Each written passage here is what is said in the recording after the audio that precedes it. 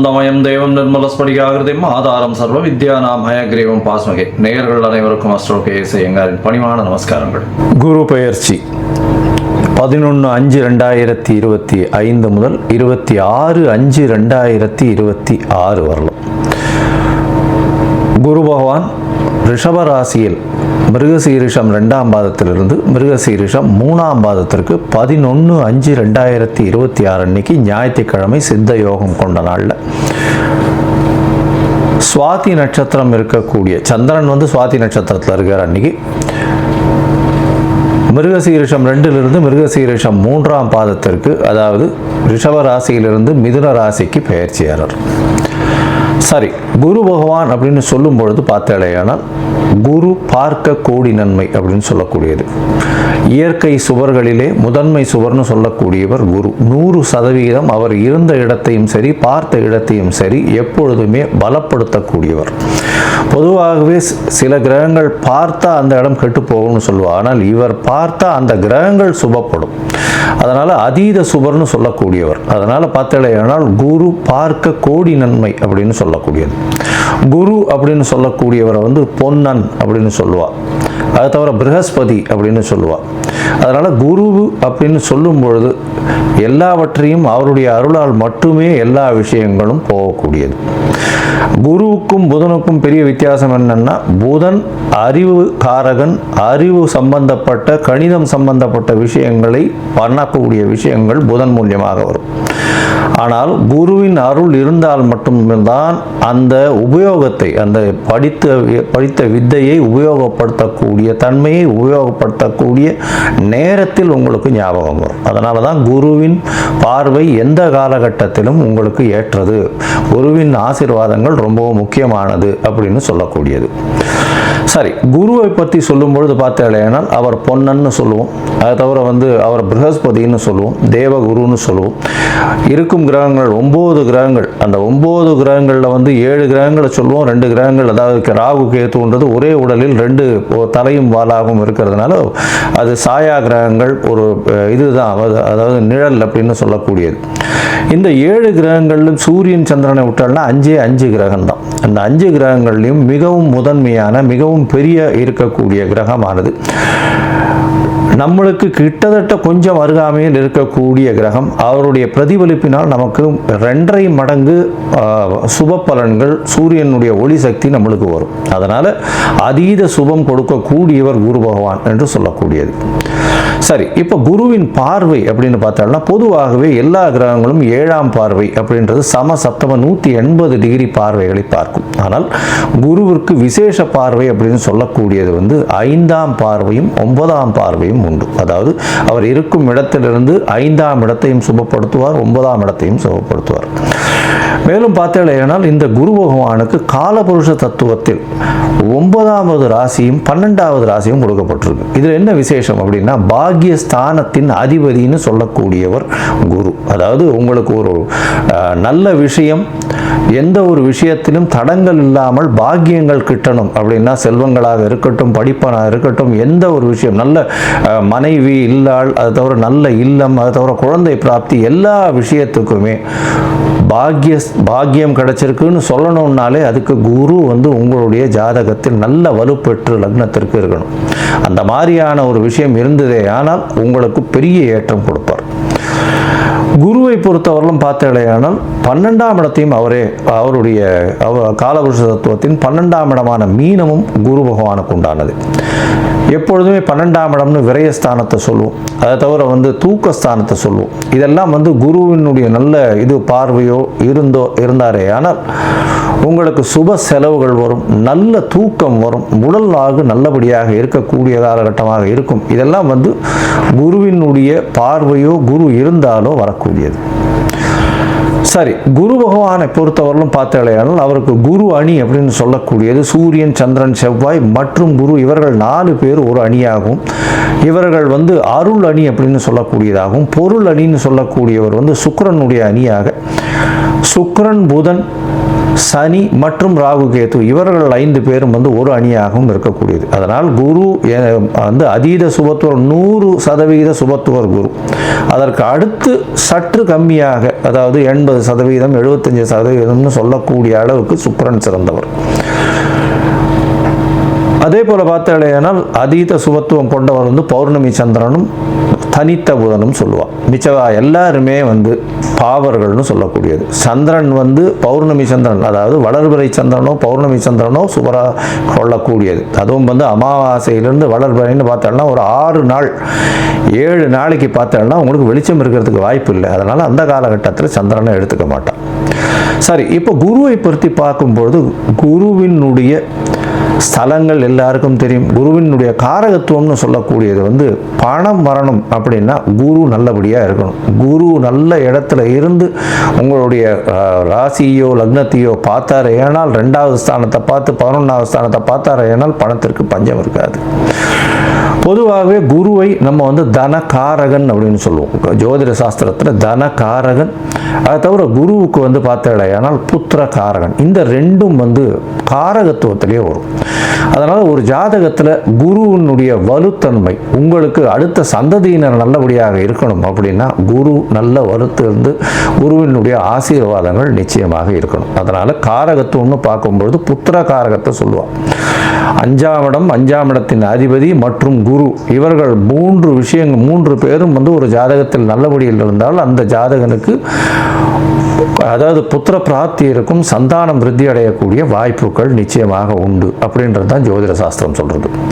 அதே மாதிரி தன காரகன்னு சொல்லக்கூடியவரும் குரு. அதனால இந்த 2த்துக்குமே காரகத்துவம் வருது. அதனால மிச்சப்படி நல்ல விஷயங்கள் நிறைய பண்ணாலும் இந்த 2 விஷயத்தில் ரொம்பவும் முக்கியமாக இருப்பார். இதை தவிர பார்த்தாலேயானால் குருவுக்கு உண்டான மரம்னு சொல்லக்கூடியது அரச மரம். அரச மரத்தை குருவுக்கு உண்டான மரம். ஏன்னா அரச மரத்தில் பார்த்தாங்கன்னா ஒரு பகுதி வந்து விஷ்ணுவும் ஒரு பகுதி வந்து சிவனாகவும் சொல்கிறா, வேறு பகுதி வந்து பிரம்மாவாகவும் சொல்கிறா. அதனால் அரச மரத்தின் முழுவுமே மும்மூர்த்திகள் இருக்கிறதாகவும் அது குருவினுடைய ஆளுமையில் இருக்கிறதாகவும் சொல்லக்கூடியது. எல்லோருக்குமே சுவராக இருக்கக்கூடியவர் குரு. அதுதான் ரொம்ப பெரிய விசேஷம். யாருக்குமே தீங்கு செய்ய மாட்டார். ஒரு நல்லது பண்ணுவார், இல்லைன்னா பண்ணாமல் இருப்பார். தீங்குன்றது பண்ண மாட்டார். மேலும் பார்த்தீங்களேனால் குருவுக்கு உண்டான மலர்ன்றது சொல்லக்கூடியது முல்லை மலரை சொல்கிறார். அதை தவிர குருவுக்கு உண்டானது சந்தன மரத்தை சொல்லுவான். இதை தவிர பார்த்தீங்களேனால் இந்த சந்தன மரம் தானம் கொடுக்குறது, அதாவது கொண்ட கடலை, மஞ்சள் நிறம், இந்த மாதிரியான விஷயங்கள் குருவுக்கு சொல்கிறான். இது எதுக்கு சொல்கிறேன் அப்படின்னா ஒருவருக்கு குரு அந்த அளவுக்கு சரியில்லை, இந்த குரு பெயர்ச்சி கொஞ்சம் பிரச்சனைகள் இருக்குது, அதனால் அவளுக்கு வந்து பிரச்சனைகள் வந்து அதிகமாக போகக்கூடிய வாய்ப்பு இருக்குது. அதாவது தனம் வருமானத்திலும் சரி, அதை தவிர வந்து அவளுக்கு உண்டான புத்திர பாக்கியங்களும் சரி, இல்லை புத்திரர்களால் பிரச்சனைகளாக இருந்தாலும் சரி, இல்லை கடன் ஏறக்கூடிய வாய்ப்புகளாக இருந்தாலும் சரி, கடல் கழுத்தை நெருக்கக்கூடிய வாய்ப்புகளாகவும் சரி, இந்த மாதிரியான எளிய பரிகாரங்களை செய்கிறது ரொம்பவும் நல்லது. அதாவது என்ன அப்படின்னா முதல்ல வந்து குரு காயத்ரின்னு சொல்லக்கூடிய ஓம் ரிஷபத்வஜாய வித்மகே கிருணிஹஸ்தாய தீமகி தன்னோ குரு பிரச்சோதயாத்து அப்படின்ற இந்த குரு காயத்ரி மந்திரத்தை ஒரு நாளைக்கு 3 தரமாவது இந்த குரு அடுத்த பெயர்ச்சி ஆறவர்களும் சொல்கிறது ரொம்பவும் நல்லது. அது தவிர குரு பகவானுக்கு உண்டான எளிய பரிகாரம்னு சொல்லக்கூடியது இந்த கொண்டக்கடலை வெள்ளை கலர் கொண்டக்கடலையை வந்து சுண்டல் பண்ணி இது பண்ணுறது. அது தவிர முல்லைப்பூ சாத்துறது குரு பகவானுக்கு, இல்லை தட்சிணாமூர்த்திக்கு. அது தவிர வந்து மஞ்சள் கலர் வஸ்திரம் தானமாக கொடுக்கறது. படிக்கக்கூடிய இடங்கள் அதில் வந்து அதாவது பாடசாலைகள் இதுக்கெல்லாம் வந்து படிக்கிறதுக்குன்னு உங்களால் முடிஞ்ச விஷயத்தை தானமாக கொடுக்கறது. நெய் போட்ட ஸ்வீட்டு அது வந்து வாங்கி தானமாக கொடுக்கறது. அதாவது கோவிலில் வந்து நெய் போட்ட ஸ்வீட், அதாவது சக்கரை பொங்கல்னு வச்சுக்கலாம். அந்த மாதிரியான விஷயங்கள் கொடுக்கறதன் மூலியமாக குருவுக்கு உண்டான பிரீத்தி. சரி, இது எப்போ பண்ணலாம்? குருவுக்கு உண்டான பிரீத்தின்னு சொல்லக்கூடியது எப்போவுமே குருவின் நாளான அதாவது வியாழக்கிழமை அன்னைக்கு பண்ணணும். அதை தவிர பார்த்தேனால் இந்த காயத்ரி மந்திரத்தை எப்போ சொல்லணும்? வியாழக்கிழமை கார்த்தால முதல் மணி நேரம், அதாவது ஹோரைன்னு சொல்லுவோம். அதாவது சூரியன் உதித்த முதல் மணி நேரத்தை ஹோரை அப்படின்னு சொல்லக்கூடியது. இந்த ஹோரையில் முதல் மணி நேர ஹோரை, அதாவது உங்களோட ஊரில் சூரிய உதயம் வந்து 7 மணி இருக்கலாம், இல்லை 6 மணி இருக்கலாம், இல்லை 5 மணி இருக்கலாம். எந்த மாதிரியான இதுவாக இருந்தாலும் சூரிய உதயத்தின் முதல் மணி நேரம் வியாழக்கிழமை அன்னைக்கு இந்த இது காயத்ரி மந்திரத்தை 3 முறை சொல்கிற இல்லையானால் உங்களுக்கு வரக்கூடிய வேண்டிய எந்த பிரச்சனைகளிலிருந்தும் நிச்சயமாக தவிர்க்கப்படும். சரி, இப்போ குரு பயிற்சி இந்த மேஷம் முதல் மீனம் வரை எப்படி இருக்கு அப்படின்றத ஒன்றா பார்க்கலாம். அதற்கு முன்னாடி என்னுடைய மொபைல் நம்பர் பாயிண்ட் இருக்கும் இங்கே, அதாவது மேலே இருக்கும். உங்களுக்கு அஸ்ட்ராலாஜிக்கல் கன்சல்ட் தேவைப்பட்டதுன்னா நீங்கள் எனக்கு காண்டாக்ட் பண்ணுங்க. உங்களுடைய date, time, place of birth, உங்களுடைய பெயர், தாய் தகப்பனார் பெயர் வரலாம் அனுப்பிச்சு வைங்க. நான் உங்களுடைய ஜாதகத்தை போட்டு சந்தி இருக்கான்னு பார்க்குறேன். சந்தின்றது பார்த்தாலேயானால் மிருகசீரிஷம் 2ஆம் பாதம் நினச்சின்னு இருப்பா, 3ஆம் பாதத்தில் இருக்கும், ராசியே மாறிடும். இது நட்சத்திர சந்தி, நட்சத்திர பாத சந்தின்னு சொல்லுவோம். அதே மாதிரி லக்னத்தையும் பார்த்தேன்னா அதே மாதிரி லக்னத்தில் பார்த்தேனால் விசாக நட்சத்திரம் நினச்சின்னு இருப்பா, விசாக நட்சத்திரம் துலா ராசி நினச்சின்னு இருப்பா, விசாக நட்சத்திரம் விருச்சிக ராசியில் இருப்பா. அதனால் சந்தி முதல்ல பார்க்கணும். அதே மாதிரி நட்சத்திரங்கள் எந்த நட்சத்திர பாதத்தில் நிற்கிறா அப்படின்றத முதல்ல தெரிஞ்சுட்டு உங்களுக்கு நடக்கக்கூடிய தசாபுக்தி, அந்தரம், சூக்ஷ்மம் இதெல்லாம் எப்படி இருக்குன்றதையும் பார்த்துட்டு இப்போ நடக்கக்கூடிய மாறுதல்கள் என்ன ஒரு மாற்றத்தை ஏற்படுத்த போகிறதுன்றதையும் பார்த்து உங்களுக்கு உண்டான பலன்களை நான் சொல்கிறேன். அதற்கு உண்டான கட்டணத்தையும் போடுறேன். அதை அனுப்புங்க. அனுப்பிச்சதுக்கப்புறம் உங்களுக்கு அப்பாயின்மெண்ட் தரேன். இப்போது மேஷம் முதல் மீனம் வரை குரு பெயர்ச்சி 2025 11/5/2025 முதல் 26/5/2026 வரை பார்க்கலாம். துலா ராசிக்காரர்கள் இவ்வளோ நாளாக பார்த்தோன்னா ஒரு பெரிய ப்ரெஷரில் இருந்திருப்பீங்க, மிகப்பெரிய மன அழுத்தம். ஏன்னா குரு உங்களுடைய ராசிக்கு 8ஆம் இடத்துல இருக்கார். பண வரவில் பெரிய தடை, மாற்றங்கள் எல்லாத்துலேயுமே பெரிய ஏற்றங்கள் இல்லாமல், தொழிலில் பெரிய தடை, படிப்பில் பெரிய தடை எல்லாமே இருந்தது. இப்போ பார்த்தோம்னா பெரிய மாற்றங்கள் வருது. குரு பகவான் உங்களுடைய ராசிக்கு 9ஆம் இடத்துக்கு போகிறார். 11/5/2025 அந்த நாளை குறிப்பிட்டு வச்சுக்கோங்க. பெரிய ஏற்றம் கிடைக்கக்கூடிய காலகட்டம். இவ்வளவு நாளாக நீங்கள் எல்லா விஷயத்துக்கும் தடைகள் இருந்தது. இப்போ தடைகள் எல்லாமே விலகி உங்களுக்கு எல்லா விதத்திலும் வெற்றி கிடைக்கக்கூடிய காலகட்டமாக அமையிறது.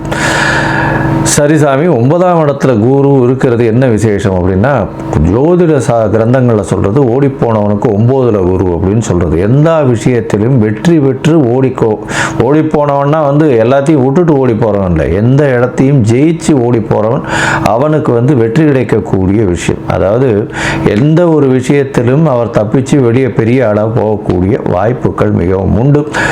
இந்த 9ஆம் இடத்து குரு படிக்கக்கூடிய மாணவர்களுக்கு, ஏன்னா 9ஆம் இடம்ன்றது உயர்கல்வி ஸ்தானத்தை சொல்லுவோம். 9ஆம் இடத்துல குரு போகிறது பெரிய விசேஷம்.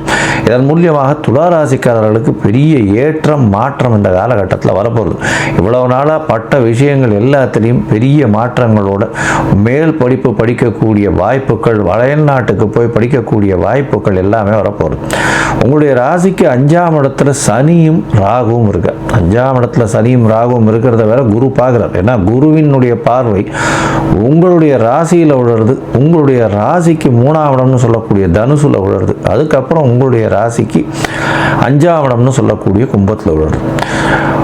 ராசிக்கு முதல்ல உங்களுடைய ராசிக்கு 9ஆம் இடத்துல இருக்கக்கூடிய குரு என்ன செய்வார் அப்படின்னு பார்த்தோம்னா, ஓடி போனவனுக்கு 9ல் குருன்னு சொல்லுவோம். எல்லா விதமான பாக்கியங்களையும் கொடுப்பார். என்ன சார் பாக்கியம்னா என்ன அப்படின்னா, எந்த ஒரு தடங்களும் இல்லாமல் அந்தந்த காலகட்டத்தில் வர வேண்டிய அந்தந்த வயதுக்கு உண்டான விஷயங்கள் கண்டிப்பாக சேரும். நல்ல ஒரு ஏற்றத்தோடு சேரும். நீங்கள் கேட்காமலே அது வரும். அது நல்லதாகவே வரும். இவ்வளோ நாளாக எது வருதுமோ பயந்துட்டே இருந்திருப்பீங்க. ஏதாவது தடங்கள் வருமோ, எந்த ஒரு நல்ல விஷயம் எடுத்தாலும் தடங்கள் வந்துட்டே இருந்திருக்கும். இப்போ பார்த்தோம்னா தடங்களெல்லாம் தாண்டி பெரிய ஏற்றம் கிடைக்கும்.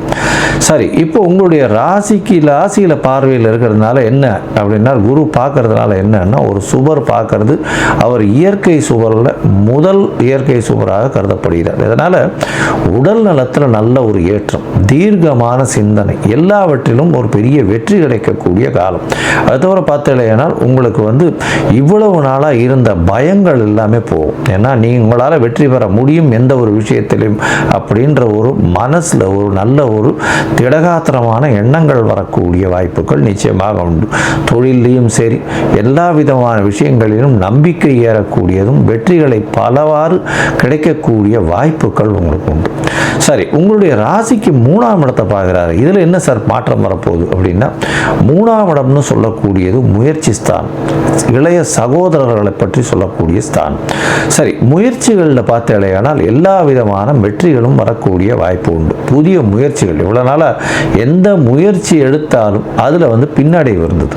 இப்போ பார்த்தாலேயானால் முயற்சிகள் எல்லாமே வெற்றி பெறக்கூடிய வாய்ப்புகள் நிச்சயமாக உண்டு. கவலைப்படவே தேவையில்லை. எது எடுத்தாலும் வெற்றி உங்களுக்கு நிச்சயமாக கிடைக்கக்கூடும். இளைய சகோதரர் மூலியமாக நல்ல ஒரு ஏற்றமான செய்தி, இளைய சகோதரர் மூலியமாக நல்ல ஒரு ஏற்றம் கொடுக்கக்கூடிய வாய்ப்புகள் நிச்சயமாக வரும். உங்களுடைய ராசிக்கு பார்த்தாலேயானால் 3ஆம் இடத்தை குரு பார்க்குறார். புத்திர காரகன்னு சொல்லக்கூடியவர் குரு. அவர் வந்து 3ஆம் இடத்தை பார்க்கறதுனால ஆண் மலட்டுத்தன்மை இருப்பவர்களுக்கு இப்பொழுது வந்து அவங்களுக்கு மேல் ஸ்பெர்ம் கவுண்ட்ஸ் ஏறக்கூடிய வாய்ப்புகள் நிச்சயமாக இருக்கும். மலட்டுத்தன்மை குறையக்கூடிய வாய்ப்பு இந்த காலகட்டத்தில், அதாவது இந்த குரு பெயர்ச்சி ஆனது இந்த ஒரு வருஷத்தில் இவர்கள் வந்து குழந்தைக்கு பார்த்து கொண்டிருப்பவர்களே ஆனால், திருமணமாய் ரொம்ப நாளாக குழந்தை பிராப்தி இல்லாதவர்களாக இருப்பார்களே ஆனால் அவர்களுக்கு குழந்தை பாக்கியம் நிச்சயமாக கிடைக்கக்கூடிய வாய்ப்புகள் உண்டு. அதுவும் 5ஆம் இடத்தையும் குரு பார்க்குறார். குரு 5ஆம் இடத்தை பார்க்கறதுனால கண்டிப்பாக குழந்தை பிராப்தி உண்டு. ஏன்னா புத்திர காரகனும் பார்க்குறார். புத்திரஸ்தான அதிபதி புத்திரஸ்தானத்திலேயே இருக்கார். அதனால் நிச்சயமாக ஆண் குழந்தை பிறக்கக்கூடிய வாய்ப்புகள் இந்த காலகட்டத்தில் உண்டு. சரி, மொத்தத்தில் பார்க்கும்பொழுது பார்த்தாலே ஆனால் இந்த துலா ராசிக்காரர்களுக்கு பெரிய ஏற்றமான காலம். எவ்வளவு நாள் பட்ட கஷ்டங்கள் எல்லாம் தீர்ந்து மிகப்பெரிய வெளிச்சம் உங்களுடைய வாழ்வில் வரக்கூடிய காலகட்டமாக அமையும். உடல் நலத்தில் நல்ல ஏற்றம், தீர்க்கமான சிந்தனைகள் இருக்கக்கூடிய வாய்ப்புகள் நிச்சயமாக உண்டு. எடுத்த காரியங்கள் எல்லாமே வெற்றி வெற்றி வெற்றி தான். கவலைப்பட தேவையே இல்லை. தீர்க்கமான முடிவுகளை எடுக்கக்கூடிய வாய்ப்புகள் உண்டு. அதோட முயற்சிகள் எல்லாமே கைகூடக்கூடிய வாய்ப்பு. இளைய சகோதர சகோதரிகள் மூலியமாக நல்ல ஒரு ஏற்றமான செய்தி வரக்கூடிய வாய்ப்புகள் உண்டு. உங்களுடைய ஆண் மலட்டுத்தன்மை இருக்க துளாராசிக்காரர்களுக்கு ஆண் மலட்டுத்தன்மை நீங்கக்கூடிய காலகட்டமாக அமையும். இதன் மூலியமாக கருத்தரிக்கக்கூடிய, அதாவது குடும்பத்தில் குழந்தை வாரிசு வரக்கூடிய வாய்ப்புகள் நிச்சயமாக உண்டு. ஆண் குழந்தை பிறக்கக்கூடிய வாய்ப்புகள் உண்டு. புதிய பதவி, அந்தஸ்து, கௌரவம் இதெல்லாம் வரக்கூடிய வாய்ப்புகள் உண்டு. மேல் படிப்புக்கு வெளிநாடு போய் படிக்கக்கூடிய பாக்கியம் உண்டு. மேல் படிப்பு வெளிநாடு, வெளியூர், வெளிமாநிலம் சென்று படிக்கக்கூடிய வாய்ப்பு உண்டு. நீங்கள் நினைத்த காரியங்கள் அனைத்தும் வெற்றியாக முடியக்கூடிய வாய்ப்பு. எடுத்த காரியங்கள் எல்லாமே வெற்றி கிடைக்கக்கூடிய வாய்ப்பு. தந்தையின் உடல்நிலையில் நல்ல ஒரு ஏற்றம் இருக்கக்கூடிய காலகட்டமாக அமையும். தந்தை மூலியமாக சொத்துக்கள் வரும்.